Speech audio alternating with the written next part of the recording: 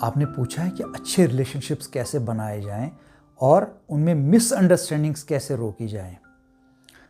देखिए, अच्छे रिलेशनशिप्स बनाने के लिए आपको दूसरों से अच्छे से कनेक्ट करना पड़ेगा। कनेक्ट आप तभी कर पाओगे जब आप उनको अच्छे से समझोगे, और आप उनको तभी अच्छे से समझोगे जब आप पहले खुद को अच्छे से समझोगे। हमें गलतफहमी होती है कि हम खुद को अच्छे से समझते और जानते हैं, लेकिन हम में से ज़्यादातर खुद को ही नहीं जानते और दूसरों में गलतियां ढूंढते हैं, उनको ब्लेम करते हैं, और इस तरह हमारे दूसरों के साथ अच्छे रिलेशनशिप्स नहीं बन पाते और मिसअंडरस्टैंडिंग्स होती हैं। इसका सबसे बड़ा रीज़न है कि हम पहले खुद को नहीं जानते, इसीलिए दूसरों के साथ हमारे कॉन्फ्लिक्ट्स होते हैं। खुद को जानने का मतलब क्या है? खुद को जानने का मतलब है कि हमारा माइंडसेट क्या है, हमारी रिएक्शंस क्या हैं, हमारा बिहेवियर कैसा है।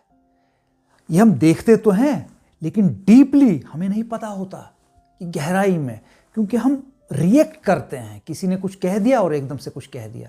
ये सब कॉन्शियसली जो हमारे अंदर इंफॉर्मेशन पड़ी है, उसके कारण हम बिहेव करते हैं, उसी के कारण हमारे अंदर थॉट्स आते रहते हैं। अगर हम साइलेंस में बैठकर अपने थॉट्स को ऑब्जर्व करेंगे और जब कोई हमसे कुछ कहता है तो अपनी रिएक्शंस को ऑब्जर्व करेंगे, तो हमें पता चलेगा कि हमारा अंदर जो चल रहा है एक्चुअली वो क्या है। यूजुअली हम उसको ध्यान नहीं देते।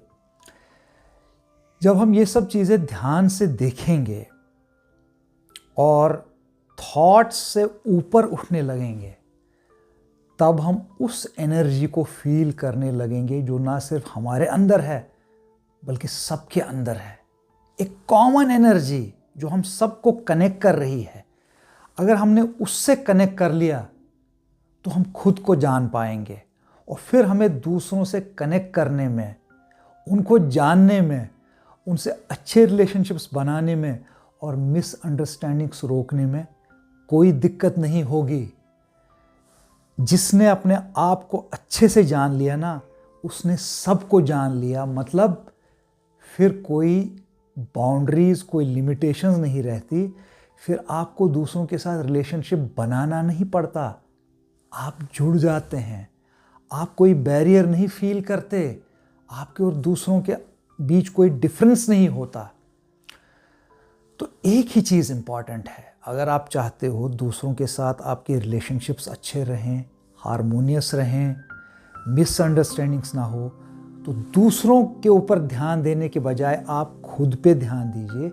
आप अपने अंदर का जो सब कुछ है माइंड के लेवल पर, उसको वर्कआउट कर लीजिए। अगर आपने खुद को वर्कआउट कर लिया तो दूसरों को वर्कआउट करने की कोई ज़रूरत ही नहीं पड़ेगी।